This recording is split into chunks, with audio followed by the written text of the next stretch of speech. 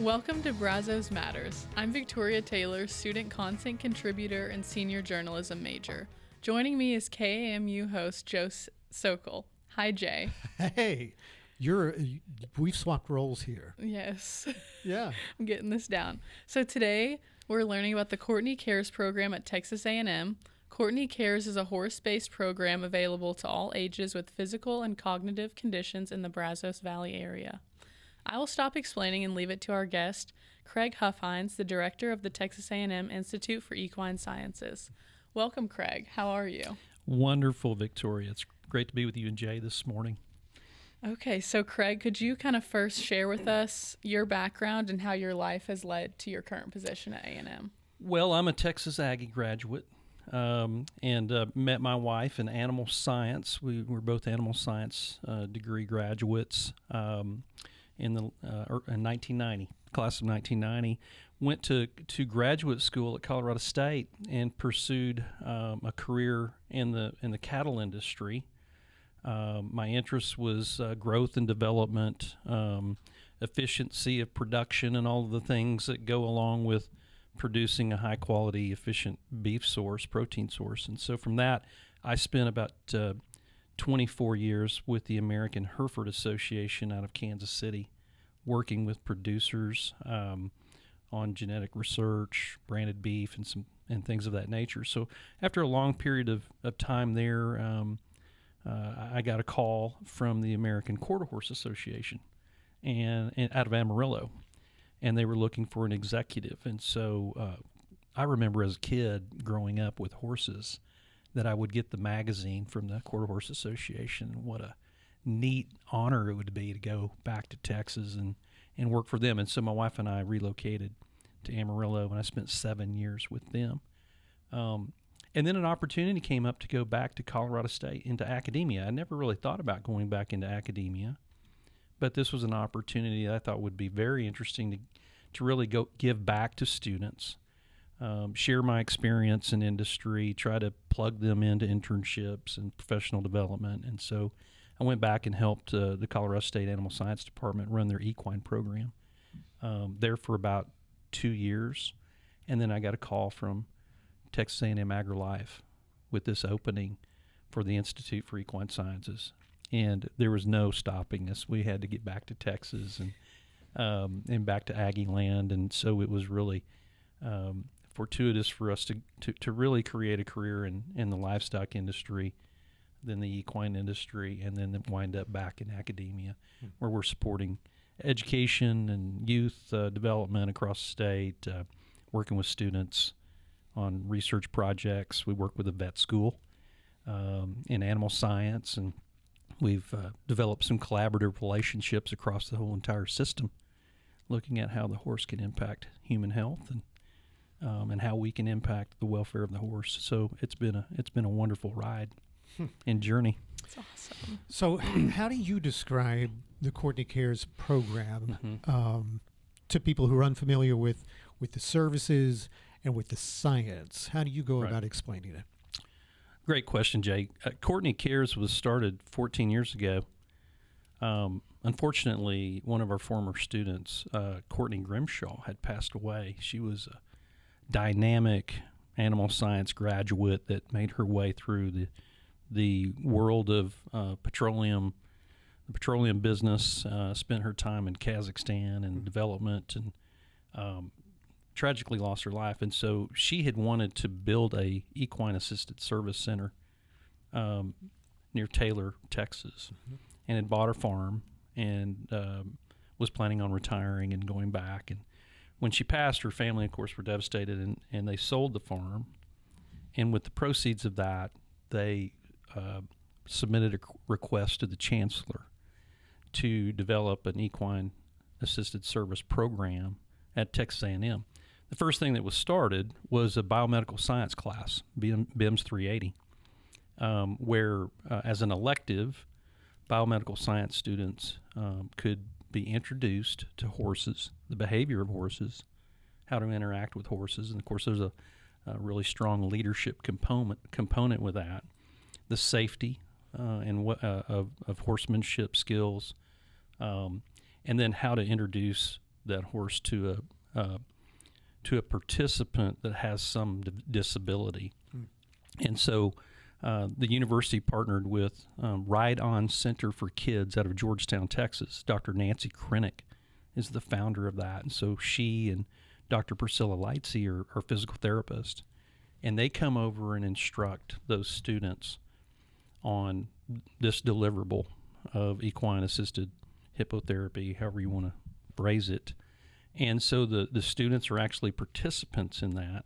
And then there are about 17 families that bring their children in with a variety of different maladies, and they are provided weekly service, hour-long therapy sessions with the students in the lead as sidewalkers, as horse leaders, and then the backup of certified therapy riding instructors, and of course our therapist. And so it's really been about education and service. And now, since the Institute has taken over, it's blossoming into more research. And so we're engaged with kinesiology and sports management department. We've been having conversations with University Health Services, with the Veterans Resource Support Program, about how we can potentially augment and grow the service of horses in human health, and we can talk more about that. So before I kind of hand this back over to you, Victoria, I'm just curious though, but it's more than just putting people on the backs of horses, like something happens. So what seems to be happening? Well, that's what we're interested in discovering, because we know the impact. A horse can mimic the movement of a human walking. And so say, for example, I was born without legs, but I have mobility of my hips and maybe my thighs. If you put a child like that on a horse, or maybe a child with cerebral palsy that's missing this mind-muscle connection of some sort, that horse will mimic them actually walking. And so that physical mimicking of walking creates stimulus that reconnects in many ways that mind, muscle, or body connection. Now, is there something else about that? The relationship with a horse that gives it more stimulus? Horses can read a person's level of anxiety or calmness from 6 or 8 feet away. They're very astute at really creating sensory of the environment. And so that connection with the human being is what's so very special about horsemanship and the human animal bond. And so is there something beyond the physical that creates this stimulus? And that's something we're very interested in exploring more. Yeah. So you kind of touched on this, but who tends to be the ideal client for the Courtney Cares program? I don't know if there is an ideal client. I think we all can become a benefactor when we involve ourselves with horses. And I can tell you that last week we closed out our final lab with the biomedical science students, and we do a roundtable conversation about what was the impact of the class for them. And to a person, they will tell you that there was a calming effect. In all of the angst and anxiety of being an undergraduate, putting pressure on yourself to try to get into a professional school, the finals that are coming up, all of those things that happen, we all deal with anxiety differently. And they were suggesting that when we were here, it was our place of peace. We were able to put our hands on that horse. We were able to learn how to breathe. We teach them breathing exercises and how to moderate those anxiety and those feelings so that they can be calm around a horse, so that horse can connect with them. And so they all, gained a benefit in terms of anxiety management. But they also created a relationship with a child that had a disability. And we tend to sometimes put people with disabilities into a box. And they were able to see them as real human beings and a relationship and a friendship that evolved, which for those who were going to medical school or nursing school was very beneficial, because that healthcare provider relationship with a client is incredibly important to trust and into healing. And so there was so much benefit for the student. But when you talk about ideal, veterans can benefit from this when they come back with emotional issues. Trauma victims can benefit from this. We're talking in University Health Services right now about the epidemic of anxiety and depression on campus. It's a serious issue. And so can we augment counseling services with horsemanship, with things outdoors under the sun that are nature prescribed, that could impact, how we can teach students how to moderate themselves. And so there's countless physical therapy opportunities for folks as well. Would you talk a little more about who is actually delivering the therapy, and what is the horse's role throughout the process? Do horses just walk horse, or is it is a little more sophisticated than that? It's a great question. Great question. So we have partnered with Ride On Center for Kids for the moment, for the last over a decade, where Dr. Nancy Krennick and Dr. Priscilla Lightsey have brought their physical therapy expertise to Courtney Cares. Along with that is a team of certified therapeutic riding instructors. It's a very trained and certified skill set that we really so Mr. Bob Burns, who used to run Parsons Mounted Cavalry, he's one of our therapeutic riding instructors, and so we have really good hands-on teaching about the horsemanship, and then we have the backup of physical therapists that support the therapy piece. Your next question was how do the horses participate in that? And so we have to have a special horse. The Parsons Mounted Cavalry horses are exceptional. Not all of them will qualify. There's about 73 or 4 horses at PMC, but there's about 20 we have identified that have the disposition and the willingness to want to sustain the kind of pressure we put on them with all of these students around them, putting them through a ramp, to be able to mount a participant on them. A lot of noise, a lot of energy, a lot of activity, and we want them to do it and follow our lead, and with discipline and with calmness. And so these horses that originally came from the Texas Department of Corrections, where they breed horses over in Huntsville, they're wonderful horses. They have a cross between a quarter horse and a draft horse. They're a little larger, heavy boned, healthy, and have a great mind, really good calming mind. And so these special horses we've selected create trust with the participant and with the students.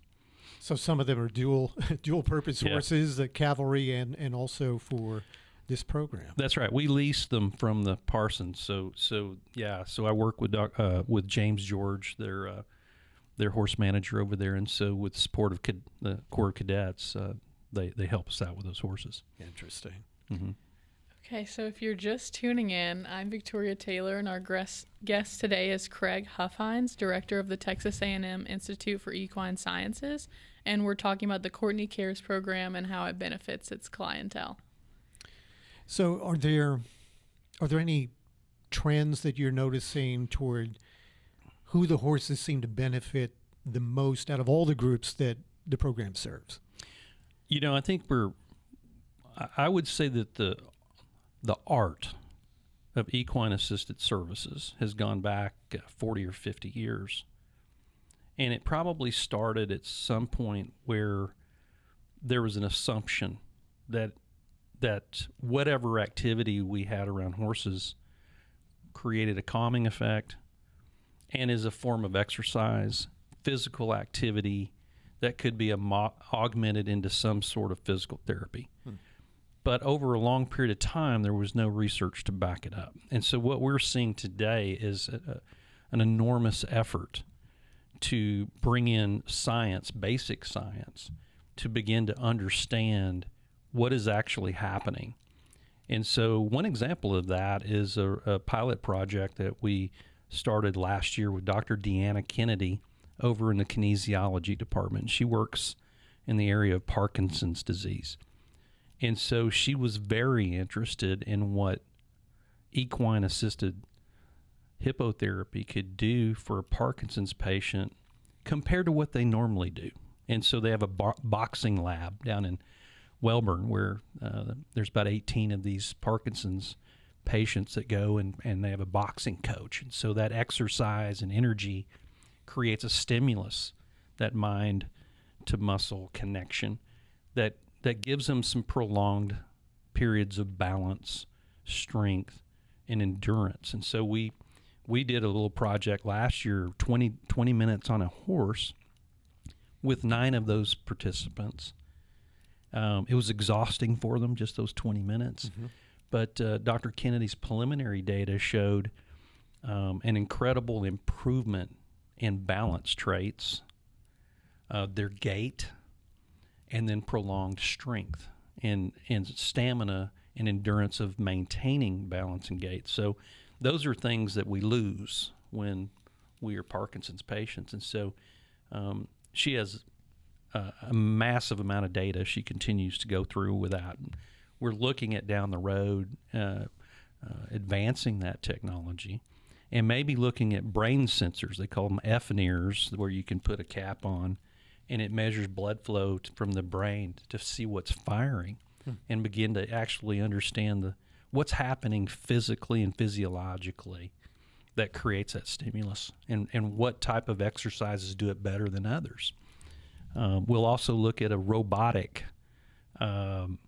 engineered horse that has the movement of a horse. It actually was designed here by our mechanical engineering department, where you can look at the movement of a horse on a mechanical horse, and do you get the same response on a mechanical horse versus a live horse? Now that's going to be an interesting study. So that hasn't been tested just yet? No, it hasn't. We're probably a year away from doing some of that, but we've been talking about, okay, well, it's expensive to do it on horses, but if we can duplicate what's done on a horse mechanically, now that's a game changer. Interesting. For therapy.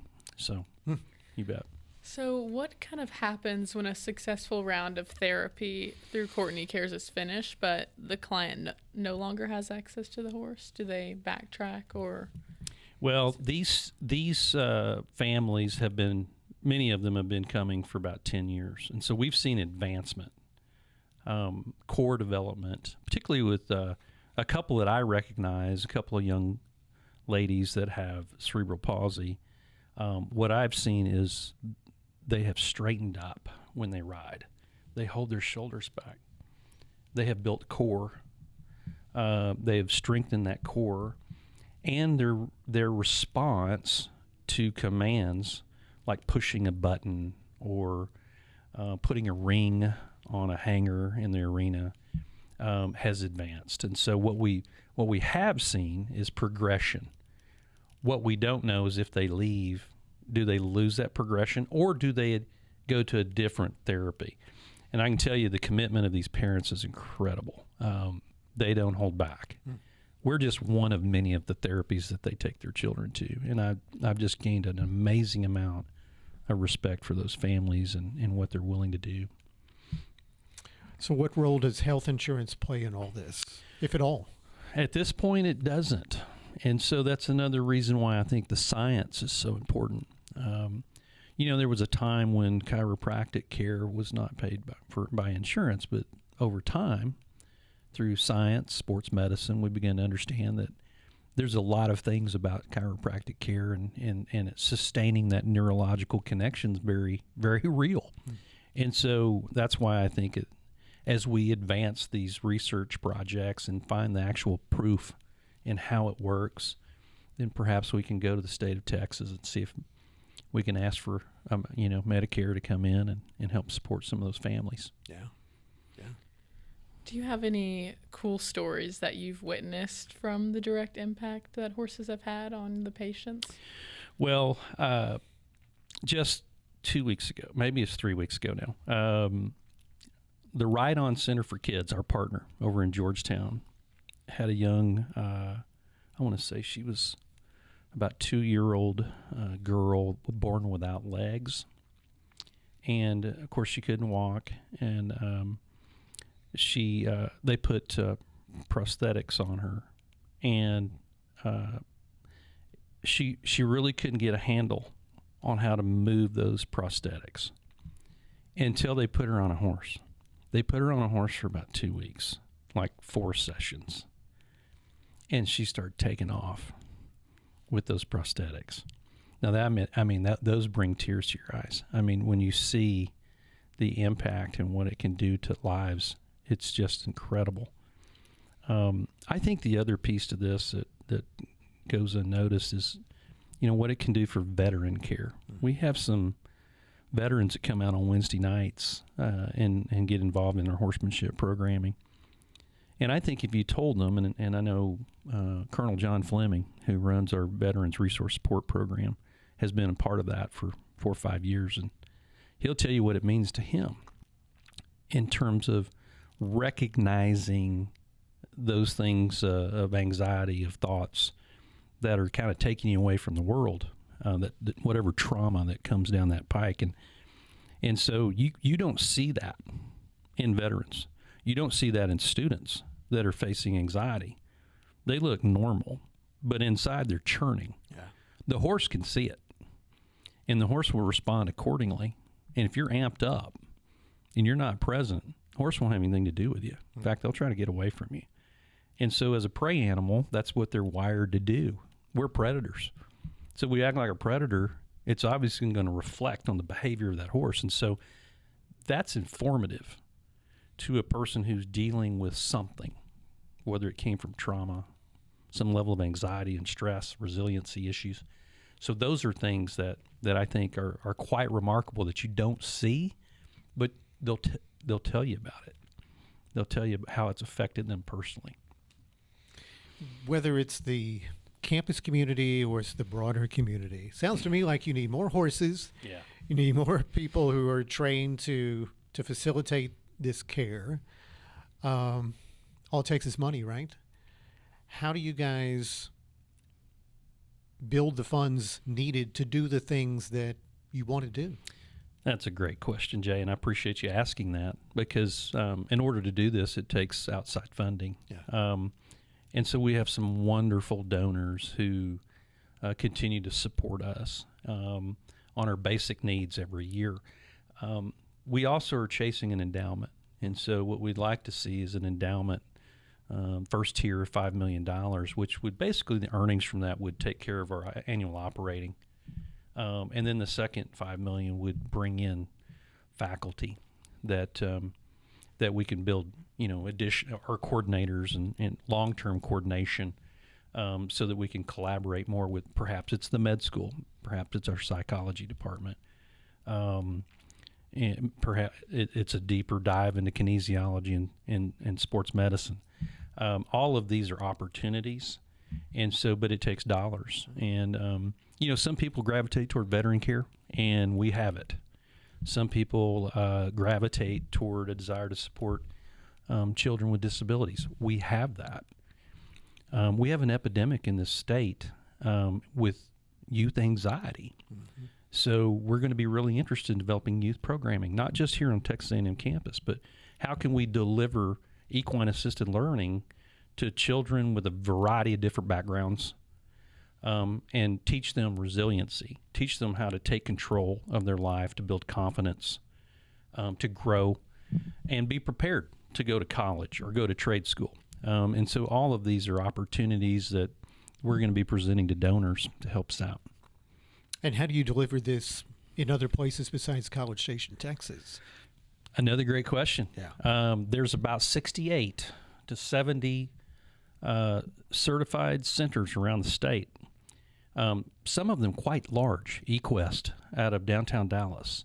Sires has 3 locations outside of Houston. You have the Right On Center for Kids we've talked about in Georgetown. There are centers in El Paso and San Antonio and at Texas Tech in Lubbock, at Tarleton State, our partner over in Stephenville. There are several.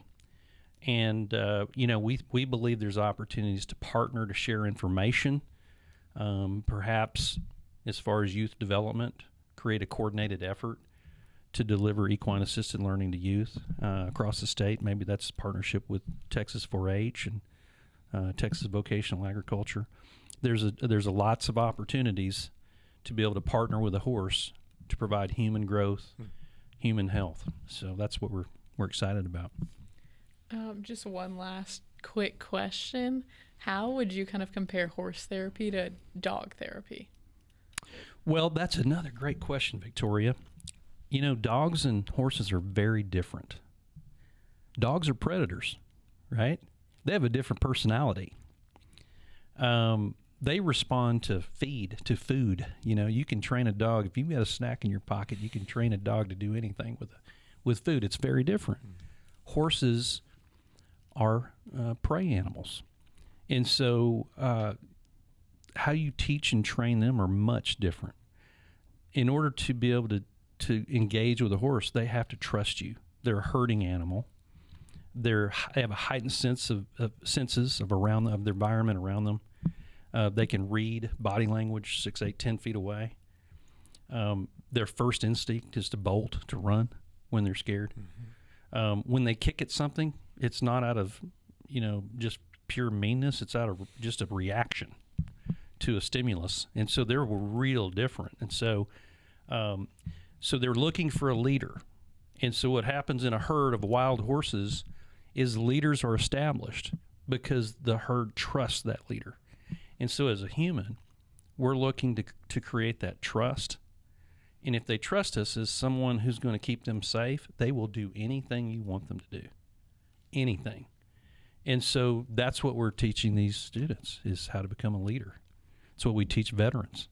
They were once leaders. They might have lost that leadership skill, and we're trying to give it back. And so horses are really good at teaching us how to do that. It's also harder to ride a dog. Yeah, there you go. There you go. Well, thank you so much. Brazos Matters is a production of Aggie Land's Public Radio 90.9 KAMU FM, a member of Texas A&M University's Division of Community Engagement. Our show was engineered and edited by Matt Dittman. All Brazos Matters episodes are available on YouTube and on podcast platforms like Spotify, Apple, iHeart, and Amazon. Also on the NPR app and the KAMU website. We'd love for you to rate and review and subscribe so you never miss an episode. For Jay Sokol, I'm Victoria Taylor. Thanks for watching and listening.